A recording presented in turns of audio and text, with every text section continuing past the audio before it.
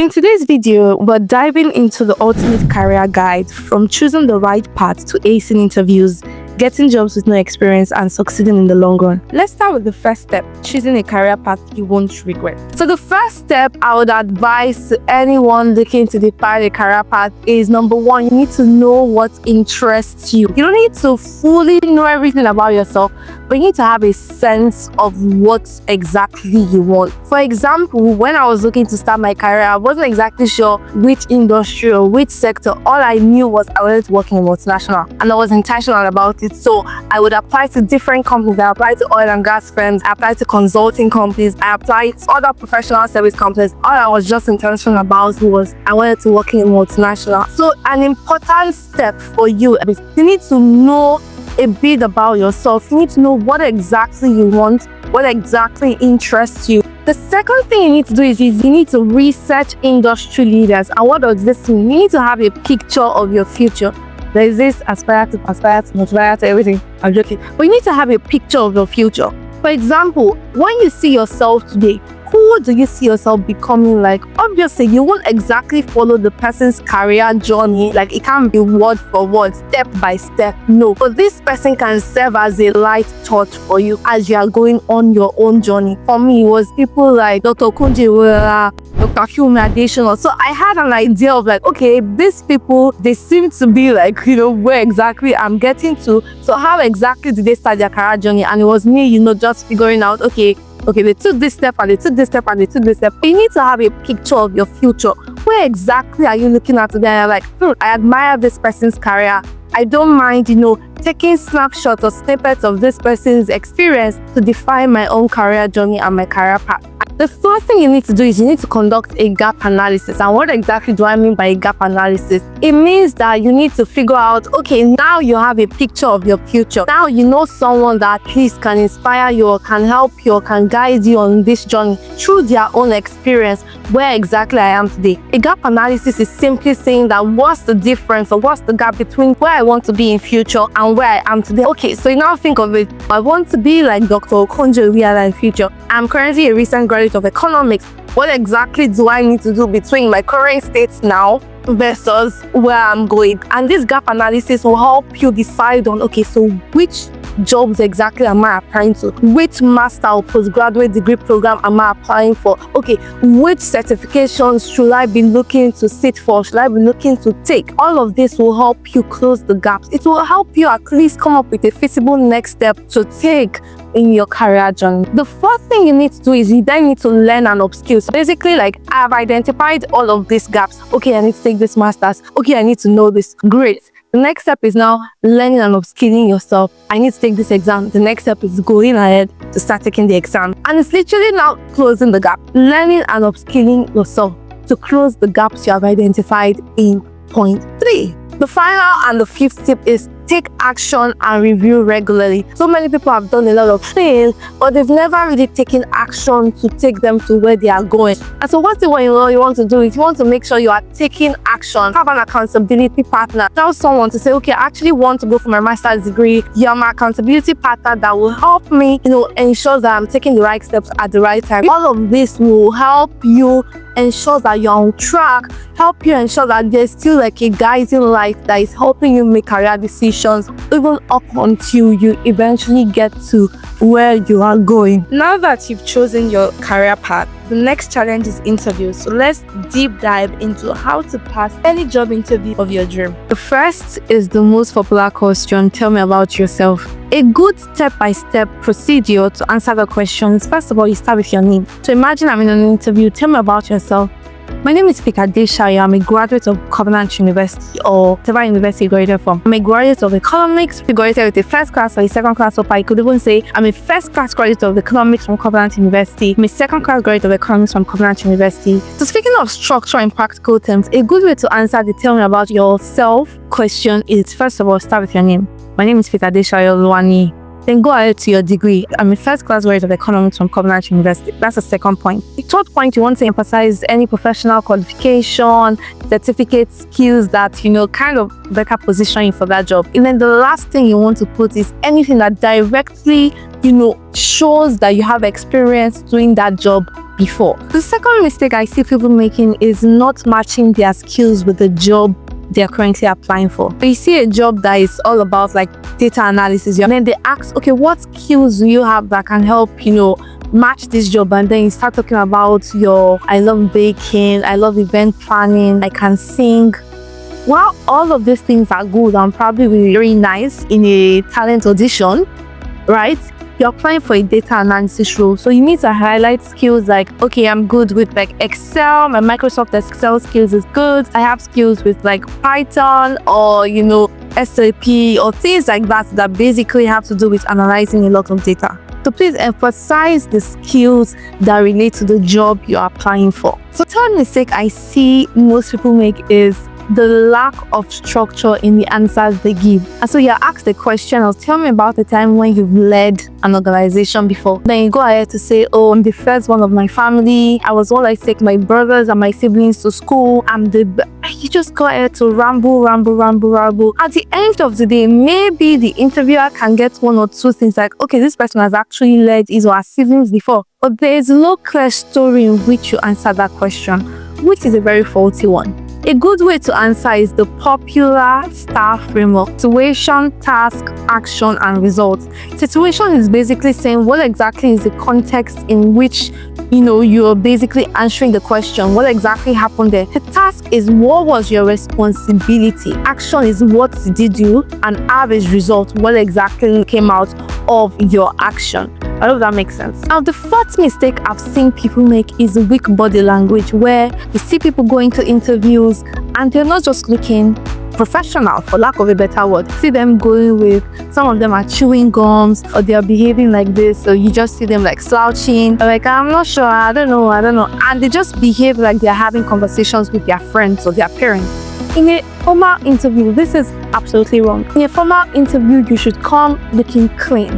One thing is, you need to make sure you're appearing formal. Your body language is portraying confidence. The body language is portraying, I'm ready and prepared for this job.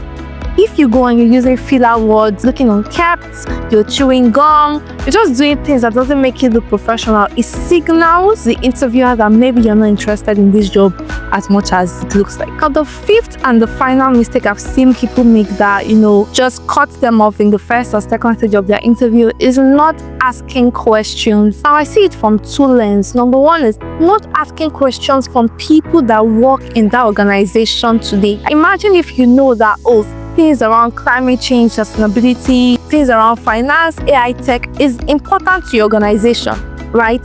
When you then go into the interview, you can ask questions around those topics that is important to the organization. Shows that you have done a lot of research. And so people go into interview making two mistakes. Number one, not doing enough research and asking questions from people that are currently working within the organization. And then during the interview, not asking questions from the interviewer. And so please, before you go into any interview, make sure you're speaking with people that work the organizations you want to come into. And then number two, you need to be better prepared and ask intelligent questions during the interview. So you might think you don't have any experience yet. Don't worry. This is how to get a job, even if you have zero work experience. So the first step I would advise on how to get a job with zero experience, you need to redefine what experience means to you. My common mantra is work experience doesn't have to be paid experience. Have you led a community project before? Have you volunteered? Do you currently lead a team, whether in school, in church, in your mosque, wherever it is? Do you know all of these things can serve as experiences in your CV that you then go ahead to use to get a job? So the first step is actually like sit down,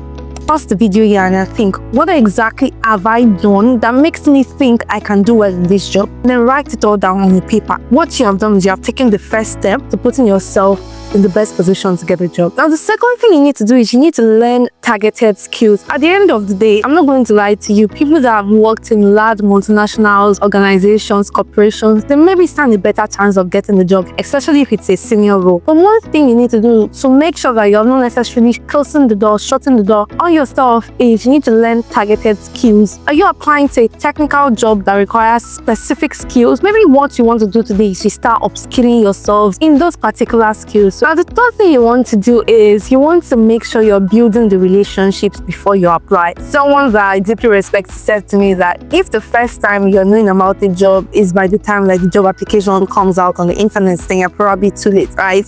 I was like, okay, then let's see how that goes. Because I don't think I'm always practical all the time, but that's not the point. It's saying that, especially knowing that, you don't have all the big names, all the big brands on your CV, one thing you want to actively do is network. And a good platform to do that is LinkedIn. To network before you apply. Send connection requests to anybody that is working there. If you send to the CEO and to the group HR, you most likely not get accepted or get followed, right? So you just want to reach out to anybody that works there and you want to ask informed questions. Trust me, if you send 10 connection requests, at least one person would answer you, right? And the thing is, you don't also want to spread your net wide. So it's not like I want to work in any company and so you're sending your network connection requests to food and beverage, to oil and gas, to tech, to business. What exactly do you want? Those that actually respond to you in a very polite way, explain your situation to them. I'm applying for this job, just wanted to know things they require. How best do you think I can position myself for this role? Given that I don't really have a lot of work experience, but I've done this.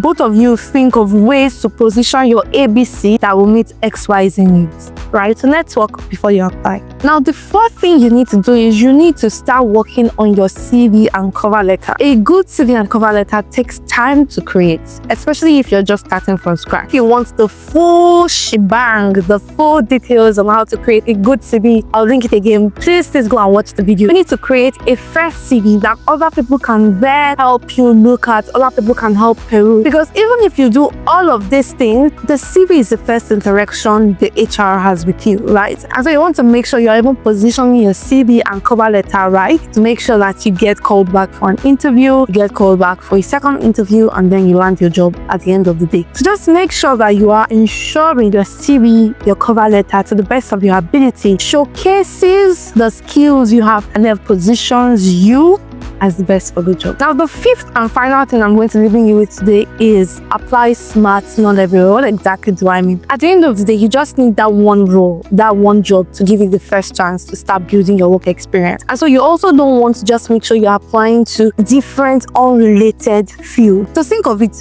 based on your introspection at the beginning, when you wrote all your skills, when you listed it down, what roles does this skill position you for? If you don't know, a very good way to work in 2025 is the use of AI. Literally take a screenshot or a picture of what you've written down, put it on ChatGPT and say, GPT, I'm a recent graduate with no experience. What type of roles do these skills qualify me to apply for, and then apply to those roles, right?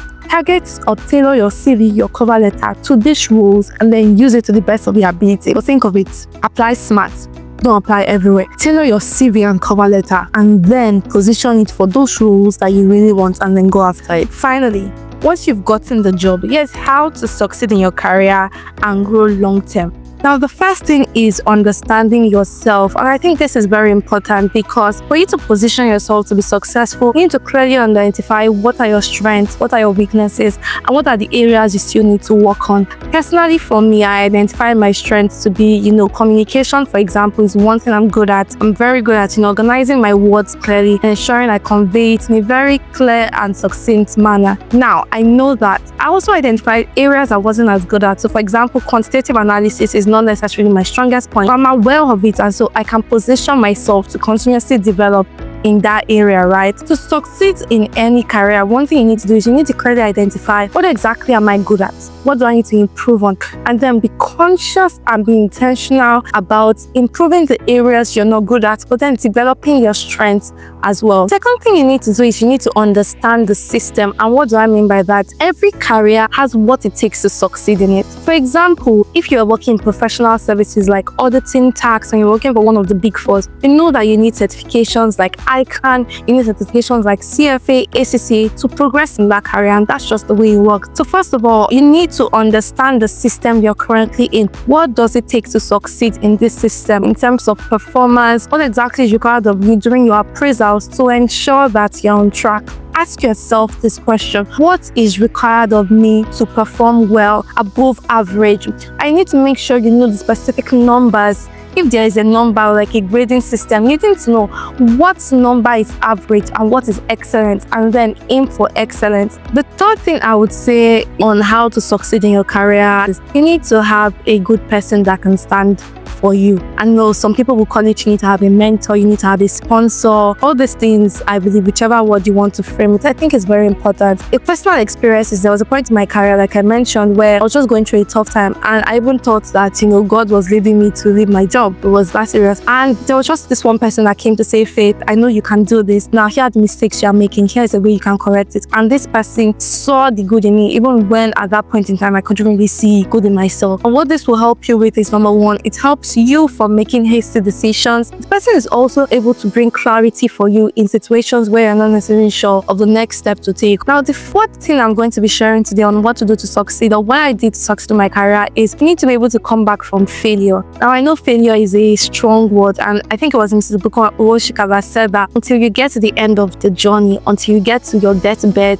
don't consider yourself a failure, right? And so I think that's actually very applicable in life, because life will bring its own troubles, it will bring its ups and downs, but you need to be able to come back from it. So think of it, you didn't get a good appraisal at work, you didn't get promoted with your peers, you failed an exam. Like, everything I'm saying are things I have personally gone through. So I know it's tough, I know it's demanding, I know that sometimes it's shameful, right? To not get the promotion you deserve, not get the promotion you desire. Sometimes you didn't actually put a good job to deserve it. One thing you want to make sure you come back from it. Make sure you come back strong. Don't let failure define you. Don't let failure be the end of you. And actively communicate to the people you are working with that I want to intentionally grow in this area. And I'm sure if you take all these steps, definitely you're on your path to succeeding in whichever career you choose. Now, the final thing I'm going to be sharing with you on how to succeed in your career, or how I have succeeded in my career, is, and I think this is the most important, right, is don't forget your anchor why.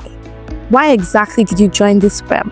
Why exactly did you join this company? Why exactly did you go into this career field? Do you like finances? Why exactly do you like finances? Do you like tech? Why exactly do you like tech? When you keep yourself grounded with the anchor why, then even in situations where you face hurdles, in situations where you face circumstances that don't necessarily position you as the star that you are, you always know that, okay, I'm not in this for the fame, I'm not in this for the money, I'm not in this for whatever reason. I'm here because I want to do this, and that keeps you grounded. Now, to wrap up this video, your career is a journey. Don't take it as a sprint, take it as a long marathon. I hope this guides and helps you to take the right steps forward. Don't forget to like, share, and subscribe for more career and lifestyle tips.